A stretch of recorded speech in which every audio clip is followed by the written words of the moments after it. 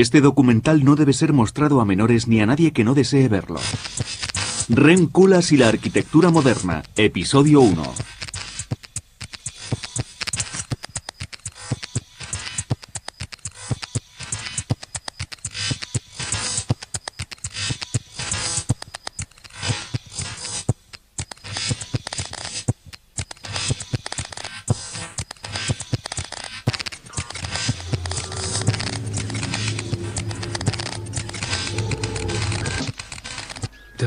Lo más interesante de los edificios de Rem Koolhaas es precisamente que son sus edificios.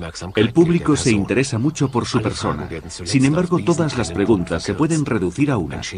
Y eso ayuda a los medios a entender esta realidad. Una realidad en la que los protagonistas se han sobrevalorado y lo que importa es la espectacularidad de los resultados. A recent example comes from Dutch architect Rem Koolhaas. He's already famous in architectural circles for his writing and projects, but he might become a hit now with the wider public. Como persona, Rem Koolhaas ofrece una imagen muy significativa para todos nosotros. Por otro lado, nuestra realidad es muy diferente de la percepción que tienen los medios. Luchamos constantemente contra la imagen que ofrecen de este arquitecto y, sin embargo, podríamos obtener muchos beneficios utilizando su imagen, aunque fuese en contra de nuestros principios.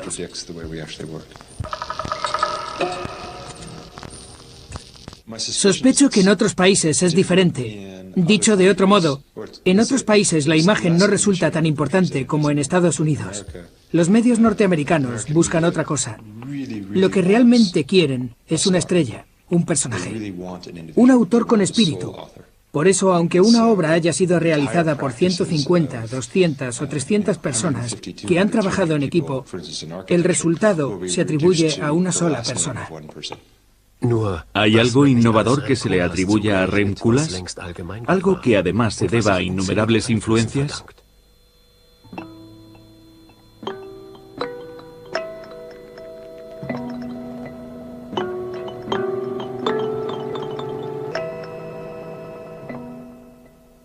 En realidad, Koolhaas, como muchos otros, crea una red de coyunturas de la cual extrae, finalmente, una composición. Pero resulta demasiado fácil atribuir todo ese proceso a una sola persona. Influencias. Lo que primero y más profundamente me influyó fue la guerra. No es que me afectara negativamente, no entendía lo que pasaba, todavía era muy pequeño. Pero después vino la posguerra, una época de mucha hambre y mucha pobreza, y eso sí que influyó en mí. Más tarde recibí la influencia de una sensual y sobrecogedora experiencia tropical. Si la guerra había sido caótica, la experiencia tropical lo fue mucho más. Al menos así es como yo lo recuerdo. Después regresé a Holanda, pero de pronto se había convertido en un lugar increíblemente aburrido. Una especie de Wiederaufbau, una reconstrucción, algo que ya había acabado. Esa situación también me afectó porque no me gustaba. Luego tuve otras dos influencias culturales que fueron muy importantes para mi obra posterior. Crecí en Ámsterdam, cuando Sandburg era director del Museo Stedelijk de Arte Moderno. En aquella época organizaba unas exposiciones totalmente revolucionarias. Eran interesantes y controvertidas. Una especie de avant-garde.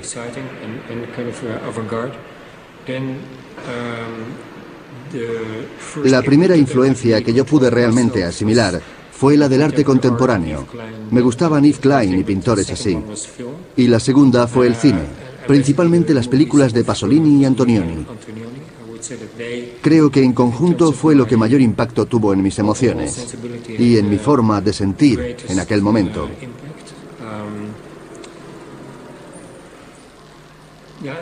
Luego fue el periodismo. El periodismo fomenta una especie de curiosidad sobre muchos aspectos del mundo, una curiosidad que no se centra en la crítica. Y eso despertó en mí una relación casi canibalista con la información. Koolhaas empezó escribiendo en un periódico conservador liberal Era un buen redactor y no solo escribía muy bien. Además, se le notaba un gran interés por esta profesión. Su padre era un destacado escritor holandés, Anton Coolers, y escribía libros de narrativa. Como periodista, Coolers cuidaba mucho los detalles.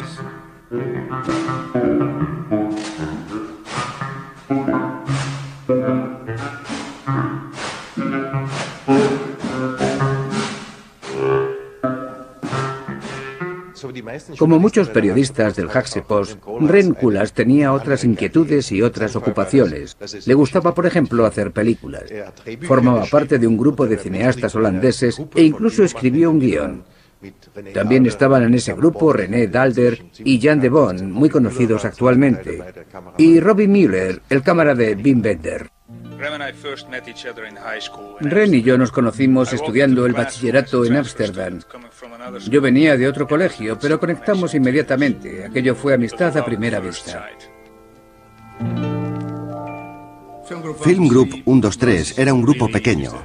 No hay más que ver las fotos de aquella época. En realidad parecía una pandilla cualquiera. No pensábamos en el cine como profesión, pero éramos muy amigos. Jan de Bont y Frans Bromet eran los más entusiastas y siguieron adelante. Más tarde ambos consiguieron dedicarse al cine y la televisión y triunfaron. Pero cuando estábamos en el grupo, nos entreteníamos haciendo papeletas. Después, cada uno cogía una, como si fuese un sorteo. En cada papel habíamos escrito un cargo y según las íbamos sacando decíamos: tú serás el protagonista de la película, tú el director, tú el cámara. No nos gustaban nada las películas francesas de autor y escribimos un artículo en una revista especializada en la que criticábamos ese tipo de cine. En nuestra opinión, todos los que participaban en aquellas películas eran también sus autores. El protagonista era autor, el cámara era autor, el guionista, el director era autor, todos lo eran. En 1969 rodaron una película que hasta el momento había sido la más cara de Holanda. Se llamaba The White Slave, la esclava blanca, y en aquel caso no intentaron que la película fuese otra forma de arte, sino una película comercial. Desgraciadamente, el proyecto era demasiado ambicioso. El guión era muy interesante y se acabó convirtiendo en una película de culto después de todo. Pero fracasó rotundamente y solo se exhibió en los cines durante 2 semanas.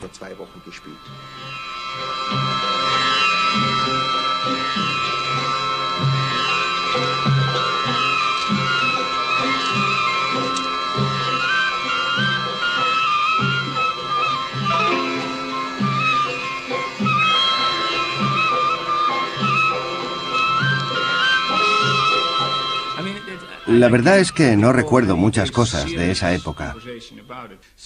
Sin embargo, hay algo que sí recuerdo con mucha nitidez. Todos pensábamos que nuestra película debía tratar sobre el ocaso de Europa.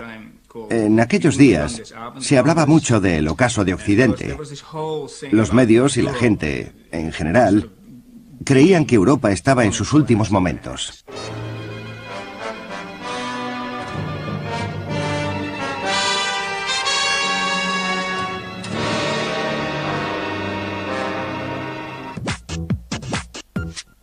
Señor Koolhaas, ¿por qué se hizo arquitecto? La explicación es algo aburrida. Mi abuelo era arquitecto. Construyó las oficinas de las aerolíneas KLM y las de la SEL.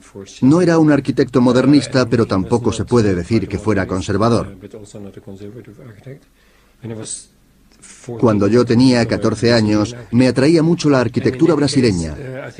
En mi caso, las dos profesiones, la de escritor y la de arquitecto, estaban muy unidas, porque para las dos hay que concebir un plan. Hay que desarrollar episodios y crear un montaje para que la trama sea interesante. También hay que planificar una secuencia que te ayude a visualizar los edificios. De ese modo, la experiencia de edificar resulta muy atractiva y ofrece cierto suspense. Su padre fue escritor. Y su abuelo arquitecto. Koolhaas sería ambas cosas. Un arquitecto que escribía. Y un escritor que construía.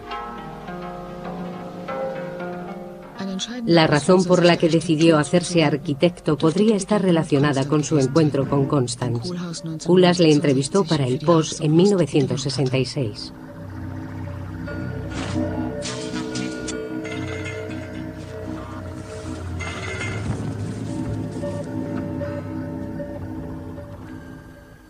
Constant era pintor en sus comienzos y formaba parte de los situacionistas.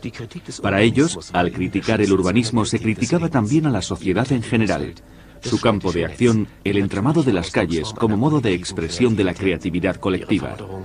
Su objetivo, reintroducir la novedad en los centros urbanos, maximizar los espacios públicos, conseguir que la arquitectura fuera un medio perspicaz y activo, la manera más simple de modular la realidad para convertirla en un sueño. Para conseguir este objetivo, Constant desarrolló un concepto de ciudad cubierta y rechazó la idea de viviendas aisladas con un mínimo espacio social. Constant defiende una condensación total, una concentración. En lugar de dividir las calles y los edificios, ideó una construcción espacial continua que contuviera grupos de espacios, así como espacios públicos. Una ciudad que consistiera en diversos laberintos. Una utopía arquitectónica que se llamó la Nueva Babilonia. Kulas decidió estudiar lo que ofrecían las ciudades ya existentes. Concebir modelos para el futuro. Maximizar el espacio público. Y llegar a la realidad a través de módulos. Una de las cosas buenas de la arquitectura es que no importa si es muy pretenciosa o todo lo contrario. Siempre es algo necesario para la sociedad y para el desarrollo de las ciudades. No existe la arquitectura inaccesible. En ese sentido, solo hay un tipo. Los libros pueden ser inaccesibles, la música puede ser inaccesible, el teatro también, pero la arquitectura no puede ser inaccesible. En cierto modo es un medio que forzosamente debe ser estudiado y utilizado. En mi opinión, esto también es un ejemplo de la conexión de la arquitectura con la moralidad.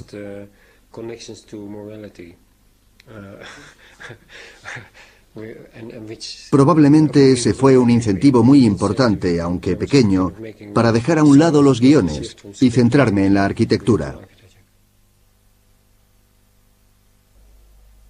El muro. Cuando éramos estudiantes tuvimos que hacer un documental sobre un edificio que nos gustase. La mayoría de los alumnos viajaron a alguna ciudad griega, pero yo pensé desde el principio en el muro de Berlín. Eso fue en 1972 o en 1971. En cualquier caso, no fue hace mucho tiempo. Recuerdo que se estaba conmemorando la primera década del muro de Berlín. En los años 60 yo todavía estaba estudiando. Eran los tiempos de la contracultura, del movimiento pacifista, y todos creíamos que la arquitectura era una forma de liberación. Por eso elegí el muro para rodar mi documental. Era un tipo de arquitectura que me provocaba mucho interés. Comprendí que contenía un elemento inevitable de violencia y también representaba un motivo fundamental de exclusión e inclusión. Por otro lado, se trataba de una construcción increíblemente ambigua, porque no se trataba de un único edificio. Se componía de una serie de elementos muy dispares: edificios tapiados, edificios semidemolidos, alambres de espino. Pude contemplar una gran multiplicidad de formas de expresión, y todo estaba contenido en un fenómeno único.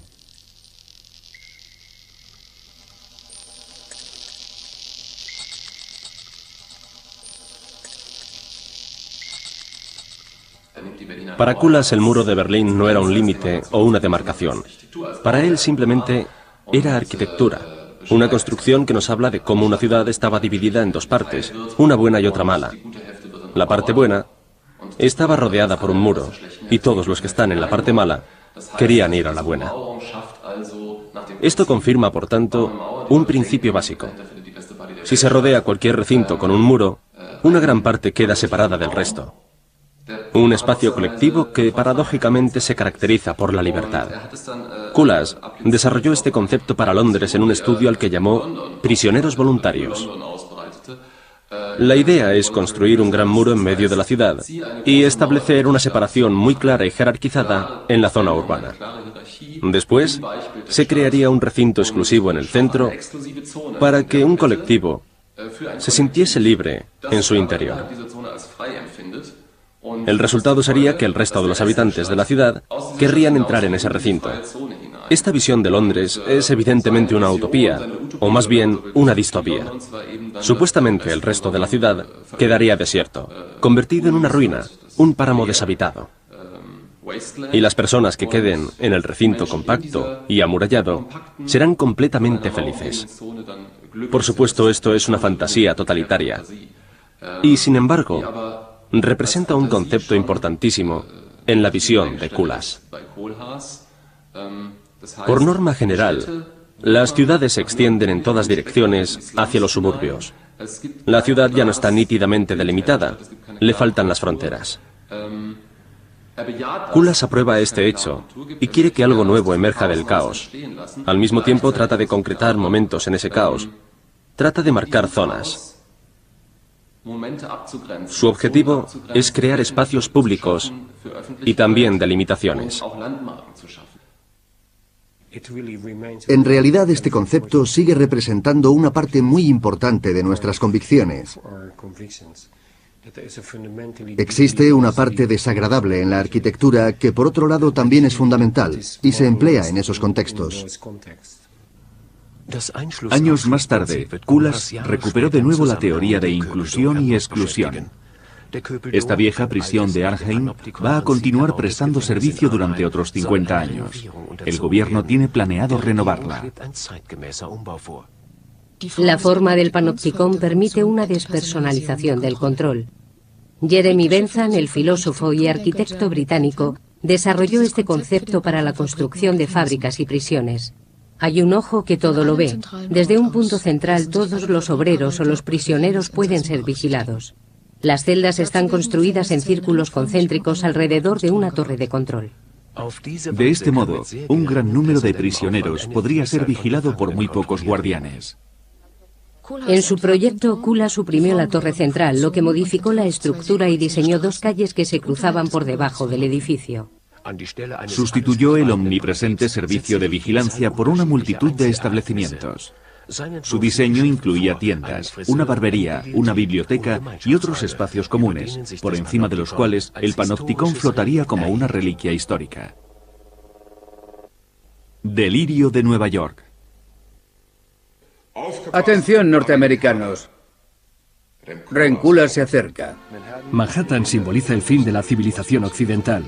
Debido al aumento exagerado de la población y a la inversión de nuevas tecnologías, Manhattan se convirtió a partir de 1850 en un laboratorio. Era el escenario donde se probaron estilos de vida revolucionarios. La cultura de la congestión.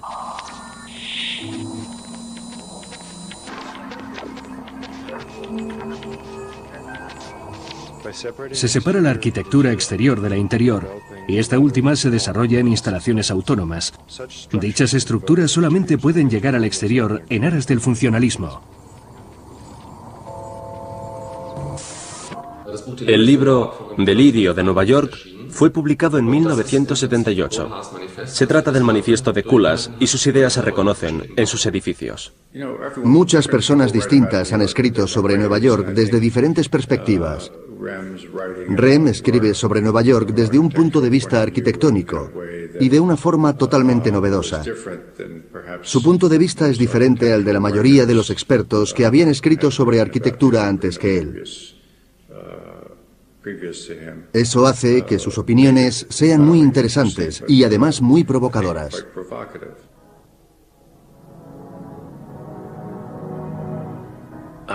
Su retorno a las técnicas surrealistas fue especialmente controvertido. Junto con su mujer, Madelon Briesendorf, Koolhaas trata de captar la realidad de Nueva York recurriendo a métodos no racionales. Juntos van en busca de ese otro Nueva York, de los procesos inconscientes que subyacen en la arquitectura de Manhattan.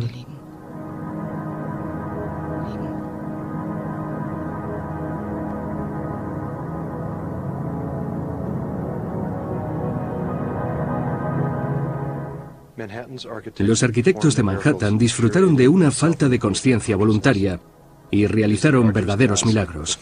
Esta metrópolis hace pensar en proyectos megalómanos, pero supone una ardua tarea desarrollar esos diseños.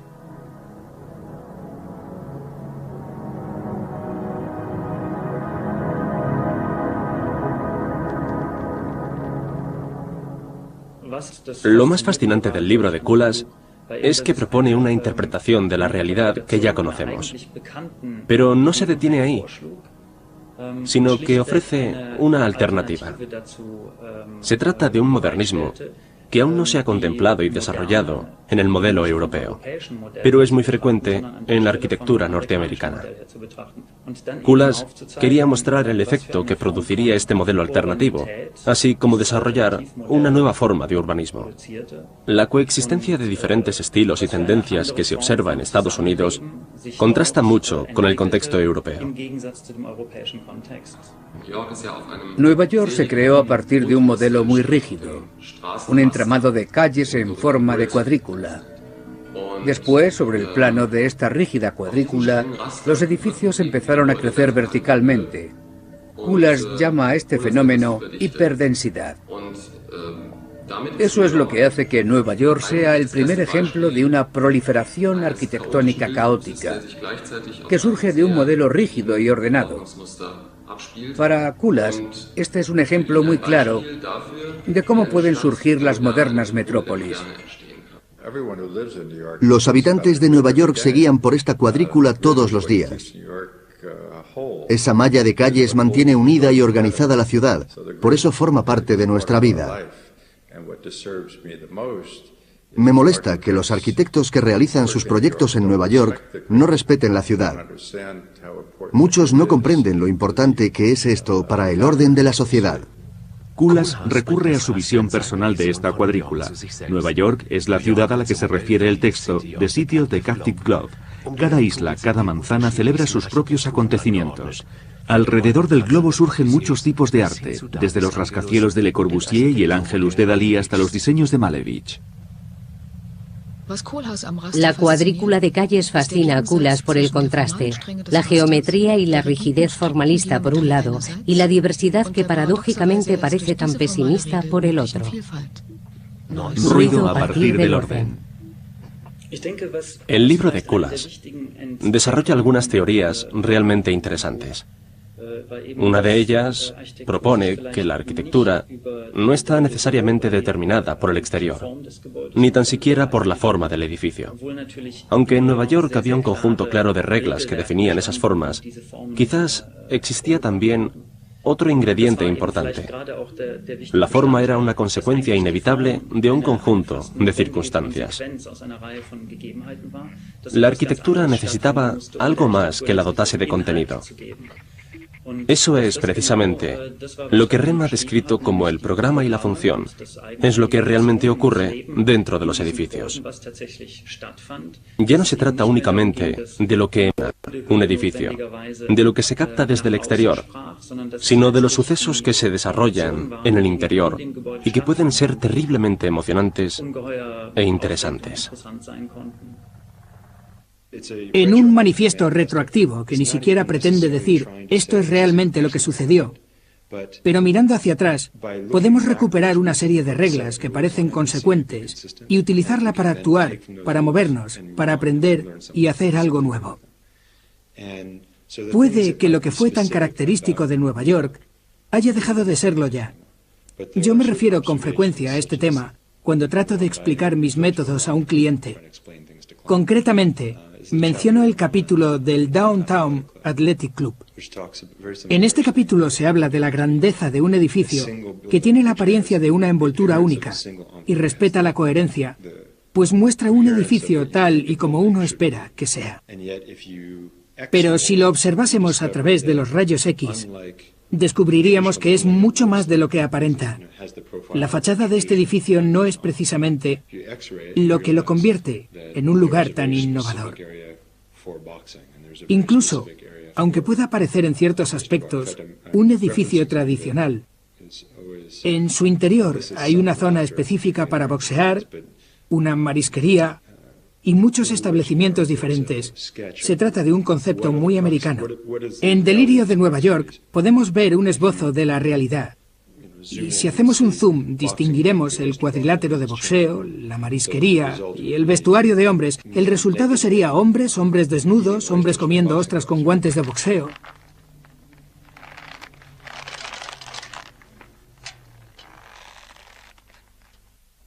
Amo. Oma.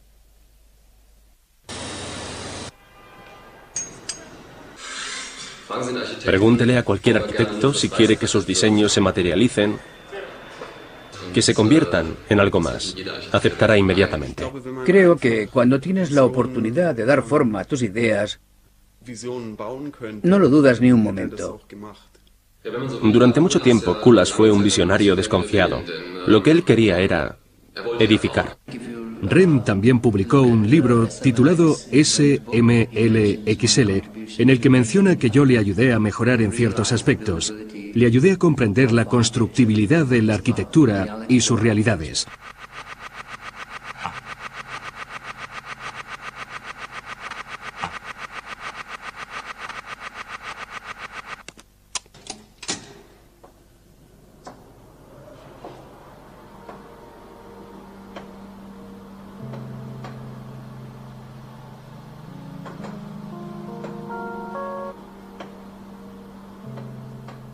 Rem vino a verme porque había oído hablar de mi obra y quiso que trabajáramos juntos.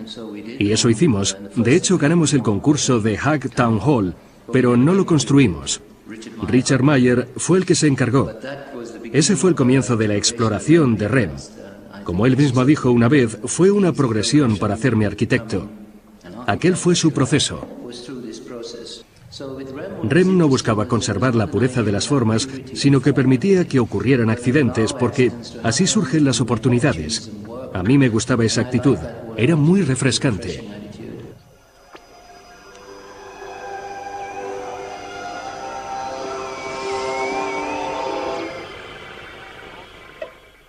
Por supuesto, cuando los equipos empezaron a conocerse entre sí, surgió un enfoque más íntimo.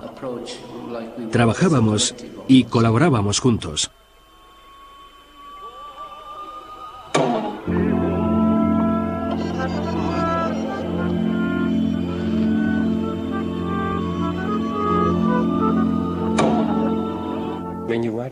Cuando escribes estás solo, pero como es lógico, al desarrollar un proyecto de arquitectura nunca estás solo. Hay una gran diferencia. En este caso, las opiniones de unos se enfrentan con las de los demás.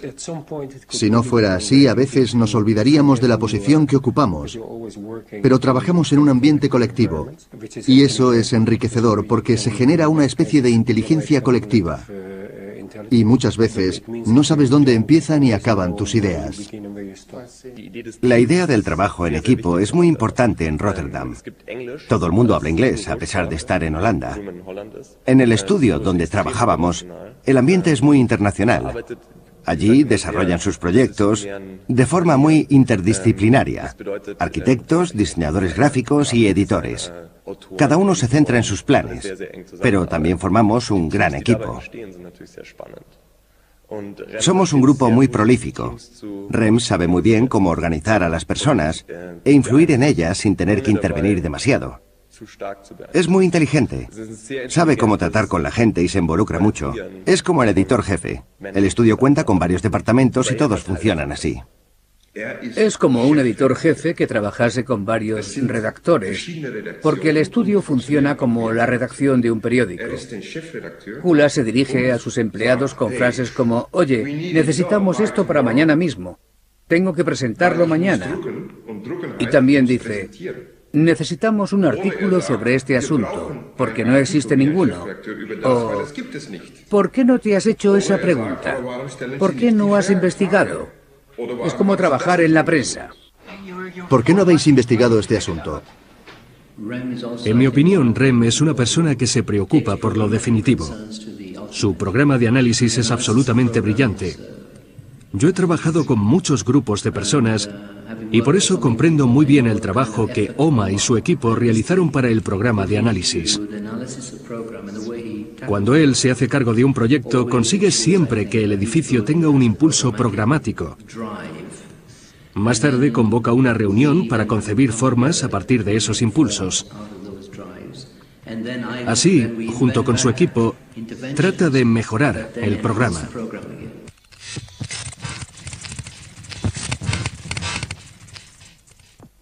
REM trabaja mucho con esquemas. El esquema en OMA es una herramienta excepcionalmente importante.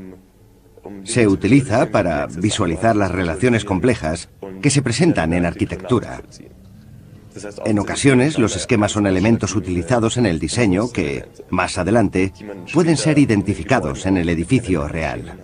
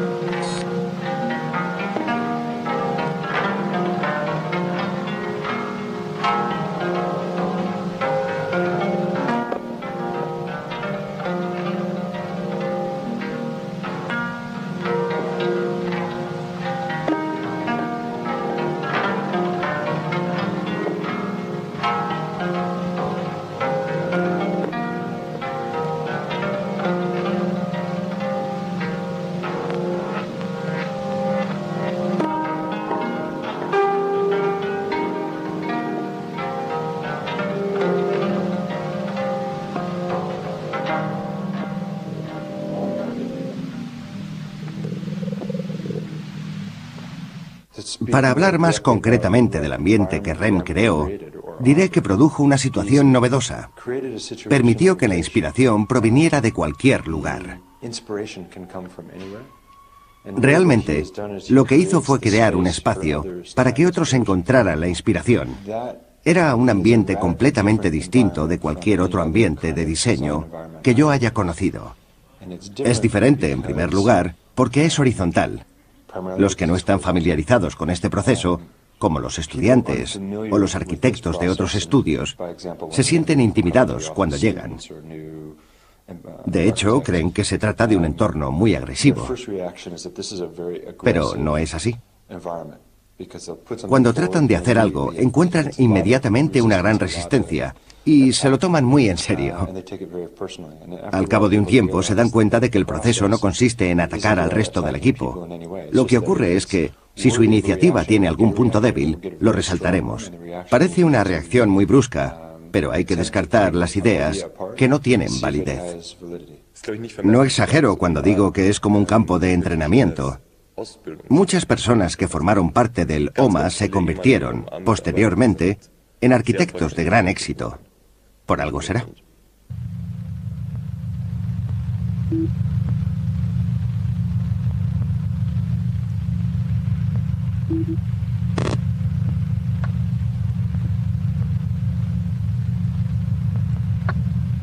Rem Koolhaas representó para nosotros una especie de racionalidad severa.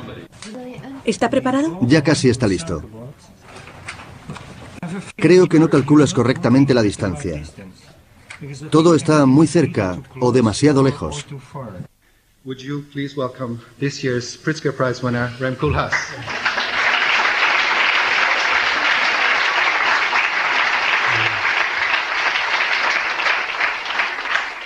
Thank you. Can we have all the lights out? Please join me in welcoming Rem Koolhaas.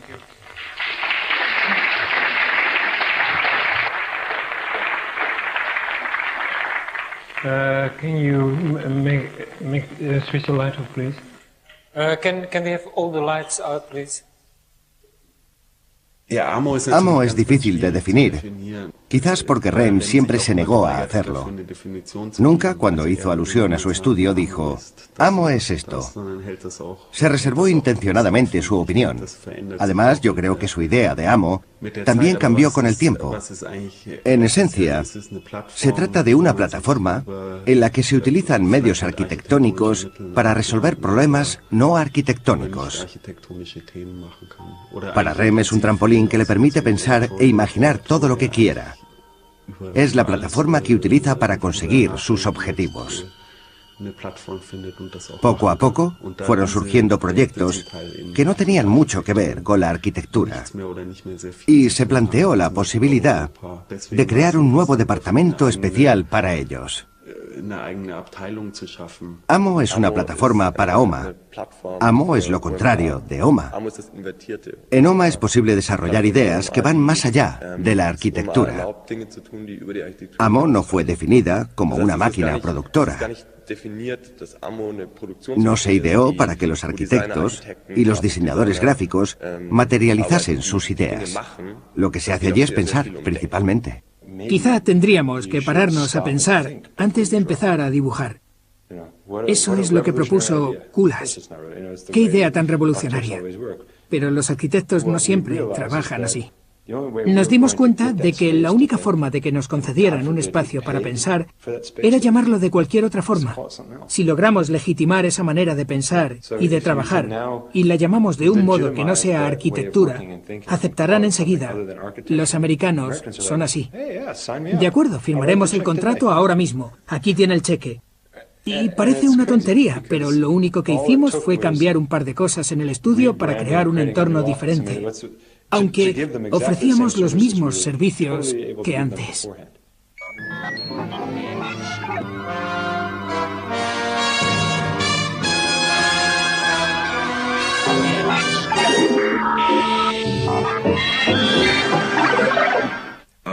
Amo es un estudio donde la gente trata de desarrollar proyectos arquitectónicos, pero sin limitarse solo a este campo.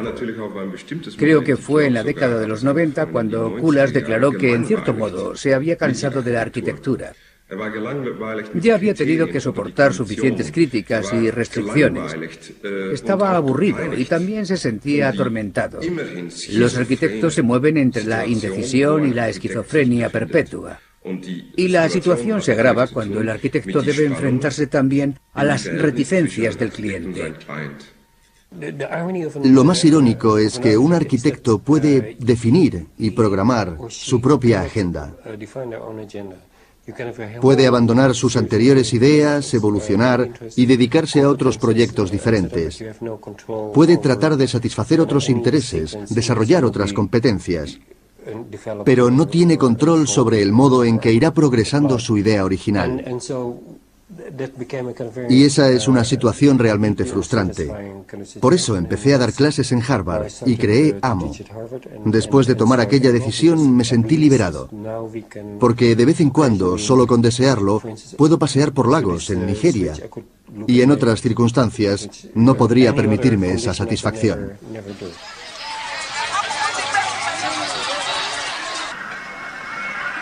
But one of the things that astonished me most is that in all my time in Nigeria, maybe 3 weeks now, I've never seen a child cry.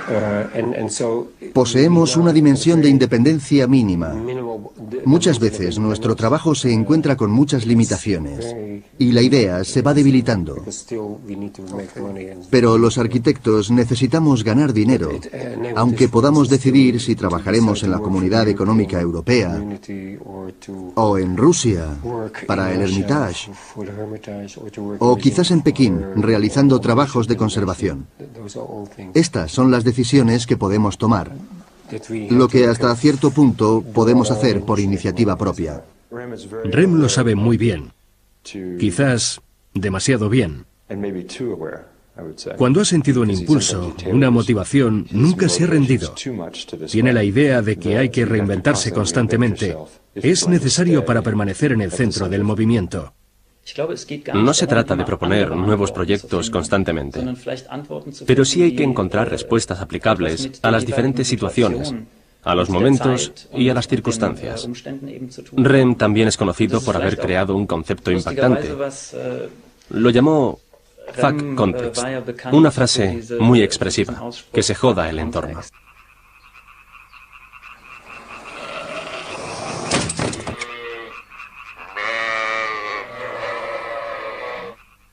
Desde luego, fact contest es un término muy ambiguo y abarca muchas cosas. Sé que para Rem Koolhaas el contexto reviste una gran importancia, aunque no es lo primordial. Y quizás por ese motivo no quiera tener ninguna relación con él. Resulta irónico, pero esta cita se ha sacado de contexto muchas veces. Lo dije refiriéndome a situaciones muy concretas. Por ejemplo, si hubiese que construir un gran edificio y levantarlo en medio de la ciudad. En aquel momento estaba trabajando en la teoría de la grandeza. Fue una época muy polémica y a menudo mis opiniones chocaban con las de mis colegas europeos. Ellos muestran una actitud muy tradicional. Creen que los edificios que están próximos deben ser similares. Yo, sin embargo, opino precisamente lo contrario. En primer lugar, creo que esa similitud no es una garantía de sensibilidad contextual. Y en segundo lugar, hay muchas situaciones en las que sencillamente no hay contexto. Se trataba de una afirmación que encerraba cierta ironía. Yo tengo una opinión muy particular sobre lo que es armónico, y creo que en muchos casos el contexto está sobrevalorado. Por otra parte, todo depende del lugar donde desarrolles tus proyectos. Si se trabaja en Europa, por ejemplo en Berlín, el contexto lo es todo. Y yo reconozco que en dicha ciudad me siento más implicado. Pero por un motivo muy concreto, allí el contexto también es político, no solo físico. Esto no es solo un símbolo de la asociación entre ambos países y de la expresión de ideales comunes, sino que propone en primer lugar un nuevo espacio donde colaborar, donde se cuidan las relaciones entre Holanda y Alemania y se protegen sus intereses. Se intercambia información y se madura la comprensión mutua. Además, se trabaja en una mayor integración política de Europa. En resumen, ofrece un lugar en el que la cultura alemana se encuentra con la holandesa, que evidentemente no deja sus raíces holandesas. Todos estamos familiarizados con la bandera de la Unión Europea. Un fondo azul con 12 estrellas doradas. Es muy original y muy elegante, pero quizás es el momento de crear algo nuevo. La Comisión Europea y el presidente Romano Prodi creen que ha llegado el momento del cambio. Quieren algo más moderno y más atractivo. Y un arquitecto de gran prestigio ha propuesto una alternativa a la bandera de la Unión Europea. En mi opinión, se trata de una idea fabulosa. Hablo del arquitecto holandés que ahora mismo se encuentra en Rotterdam. Para que nuestros oyentes lo entiendan, deben imaginar un diseño a rayas, como uno de esos pijamas clásicos, pero con unos colores atrevidos y brillantes. Las líneas van unidas, como en un colorido código de barras. Sí, me ha gustado la metáfora del pijama y apoyo totalmente la idea del código de barras. Es básicamente un código que tiene a la izquierda a Irlanda y a la derecha a Grecia. En otras palabras, se trata de los dos extremos geográficos de la Unión Europea. Aunque lo más probable es que se vayan agregando más países y la Unión Europea se vaya extendiendo hacia el este. Pero Irlanda permanecerá siempre a la izquierda. Gracias. Gracias por haber contestado a nuestra llamada. Gracias, muchas gracias. Muchas gracias, ha sido un placer. Adiós. Gracias. Ha sido una observación muy inteligente. Fue una visita por sorpresa. Llegaron a primera hora en su nuevo jet privado y fueron directos al estudio. No estuvieron demasiado tiempo. Echaron un vistazo por los departamentos y dijeron que querían hacer un cambio radical en la empresa. Y eso fue lo que hicieron. Hubo muchas modificaciones durante la segunda mitad de los años 90. Y en poco tiempo pasaron de ser una pequeña empresa familiar a un emporio internacional de la moda. Pero este crecimiento repentino y el tamaño de la compañía no permitían que las cosas siguieran funcionando como antes. Y eso fue solo el principio. Lo único que se plantearon. La situación parecía estar perfectamente clara, pero a la vez era terriblemente confusa. La persona que decidió que debíamos iniciar el proyecto fue Miuccia Prada. Era una mujer muy inteligente. Resultó interesante intercambiar puntos de vista con ella y debatir sobre los problemas existentes. De pronto debíamos enfrentarnos a obstáculos con los que no nos habíamos encontrado nunca. Pero la clave estaba en unir la expansión con la exclusividad. Empezamos a trabajar en el proyecto hacia finales de 1999. Pasamos 2 meses y medio estudiando las posibilidades y trabajamos intensamente en diversos aspectos. Por supuesto, empleamos todas las técnicas que habíamos desarrollado para nuestros proyectos arquitectónicos, a pesar de que en aquel momento lo que buscábamos eran conexiones diferentes, completamente nuevas. El primer paso fue satisfacer la curiosidad de Amo. En Amo intercambiamos muchas ideas con Prada, prestábamos mucha atención a todo lo que decía y tratábamos de asimilar todas sus ideas.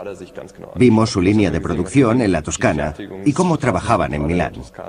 Queríamos saber cuáles eran exactamente los objetivos de Miuccia Prada.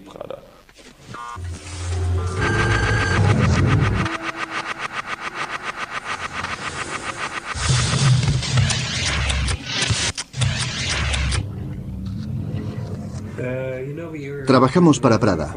Hay 3 tiendas, una en Los Ángeles, otra en Nueva York y otra en San Francisco. Ahora estamos desarrollando proyectos que están más relacionados con la identidad y menos con la arquitectura. ¿Cree que Prada está en declive? Ya no compro tanto allí. Casi todo lo que llevo es de Anne de Mellemester. ¿Sí? Y los zapatos casi siempre los compro de la marca de Jimmy Choo. Nos lo imaginamos.